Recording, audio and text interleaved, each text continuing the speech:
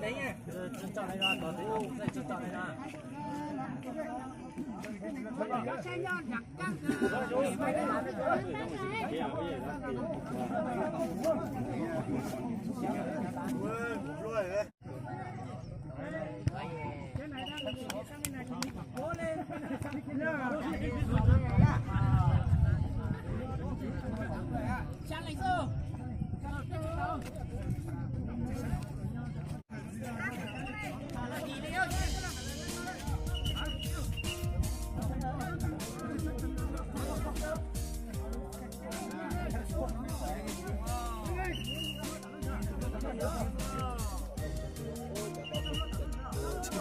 Tao đi, có đấy chứ.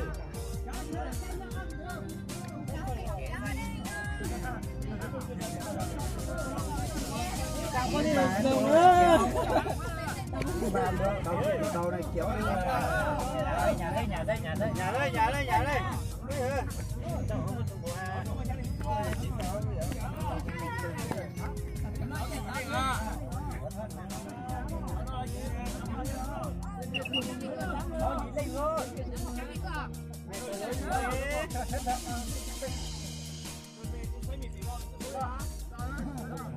Sắp hết rồi. Sắp hết. Để ra tôi sát ra.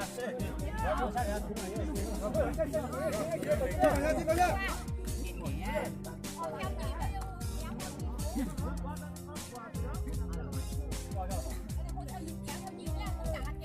Kéo lên.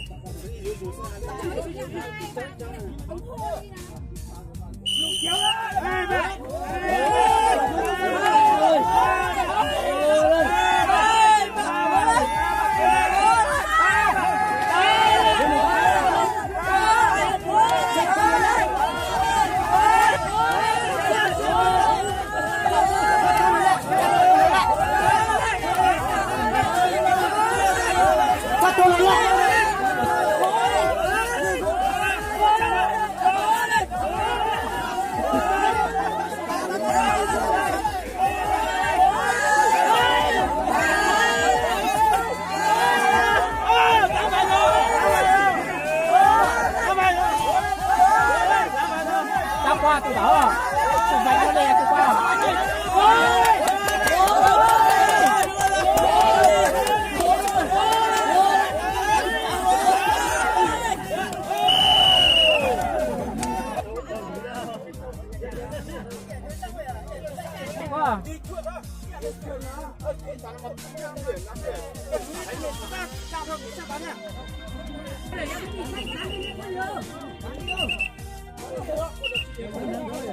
mày đó tán đi đã mày có vậy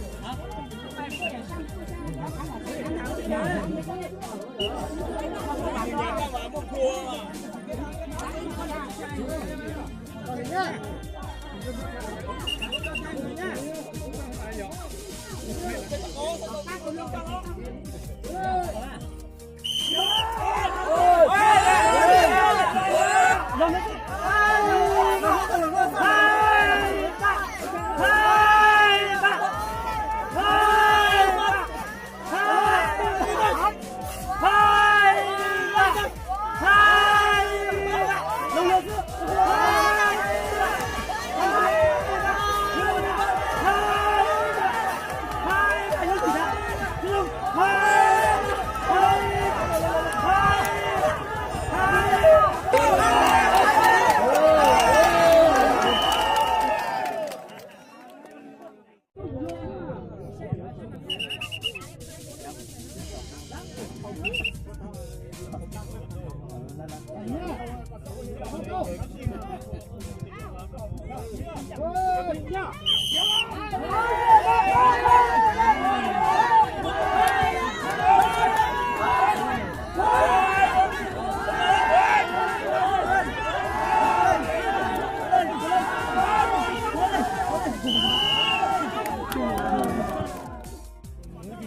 Rồi anh lên chưa? Sang đây rồi, đây có 5 người rồi. Anh tìm nhanh để vào đây kéo.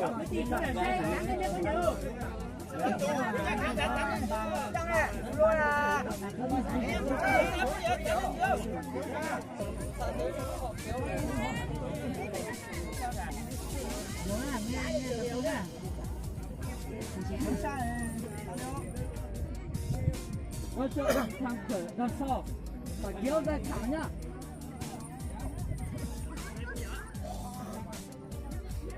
Đừng có cho ra nó lúc này là chết rồi.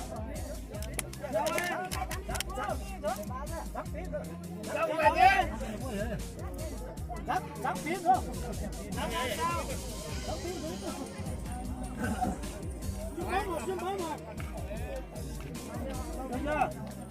Cái này sẽ ra nhá.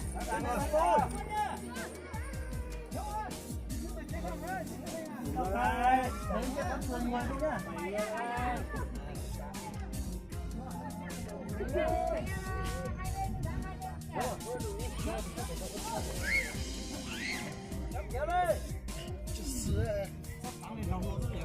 Rất đáng chơi lòng luôn đấy. Hai đội nhau đánh nha. Thì mình cứ phải bên này chứ. Lên nha, dẫn nha, dẫn nha. Dẫn nha. Hay vậy. Hay vậy. Hay vậy. Hay vậy. Hay vậy. Hay vậy.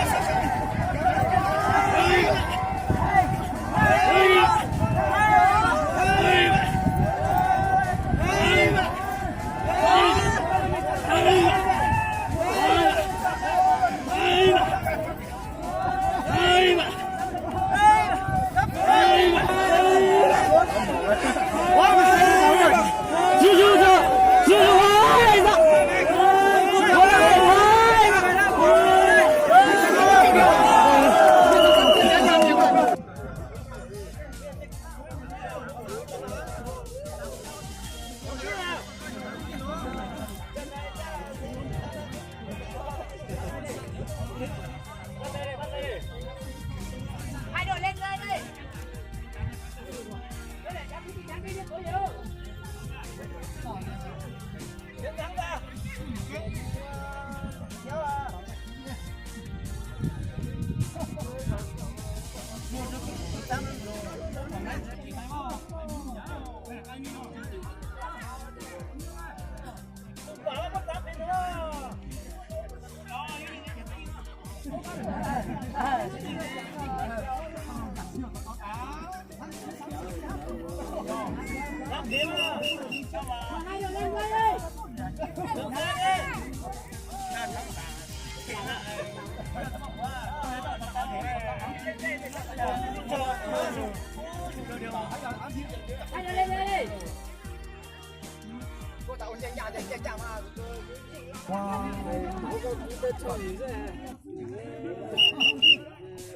Biết mình ở đây đi.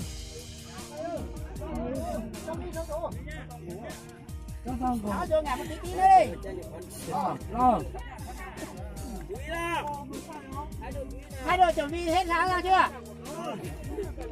Hai đội trưởng bắn thế à?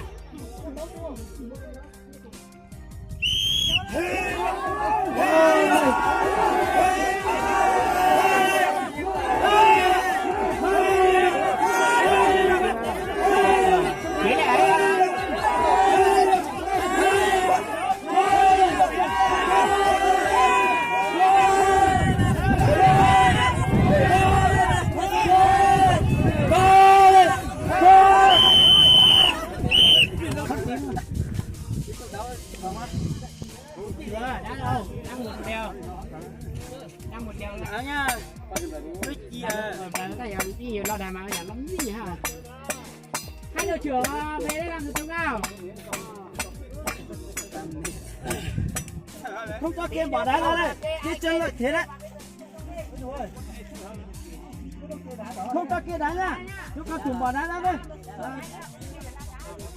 Chứ để không cho kia đâu. ngoài kia á.